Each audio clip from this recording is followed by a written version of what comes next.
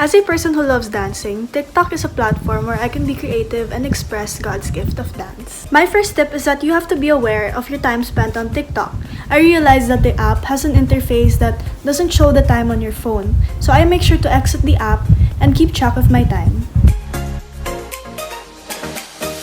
My second tip is that it's important to spend time on worthwhile activities instead of having idle time. I try to develop my hobbies or practice my skills instead of being on social media. Keeping a balanced schedule is a good habit to develop even though we're just stuck at home.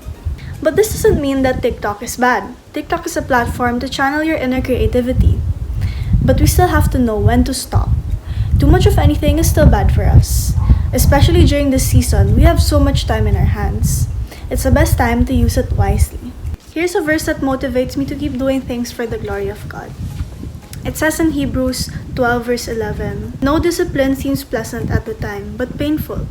Later on, however, it produces a harvest of righteousness and peace for those who have been trained by it." Hello everyone, my name is Anna Menjas, and just like most of you, I have been at home for the past few days. At first, I was busy with school requirements. However, later on, I started to have more free time. Because of this, I started creating TikTok videos. Para matapos na tong problema ko! Iwan-iwan mo ako tapos babalik ka! Basta huwag mo nang ulitin ah. Paharanahin kita, saan tayo mapunta? I love dancing, don't get me wrong, but I normally don't make TikTok videos alone. I was shy at first, but I started to enjoy it, and I believe I also gained more self-confidence. TikTok can be so fun because everyone is doing the same challenges and dances. You can even send to other people videos that you both can laugh about. However, these trends have to be properly examined. If a person enjoys the app, or any app actually, without self-control, it could possibly lead them to prioritize the app with or without them knowing, instead of them spending time with their family or even with God.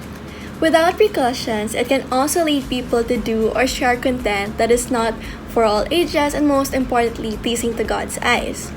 For example, not all songs are appropriate. Just because it has a nice ring to it or it sounds happy, it does not mean that the music has a good meaning. In fact, many songs today contain curse words and are about sex.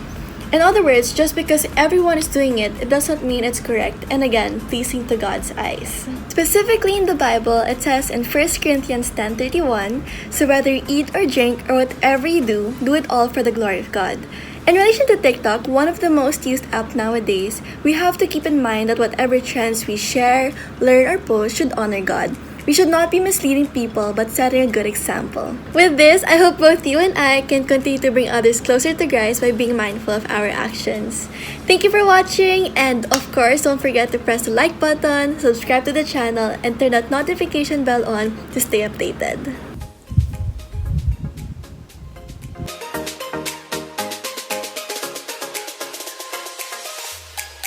I've been tick-tocking while I'm walking with my docs and Millie rocking. Hit the wall and pop and lock it like a clock. Yeah, I've been straight flowing while I'm scrolling, losing focus. Hit the get up like I wrote it, run it back with all the motions.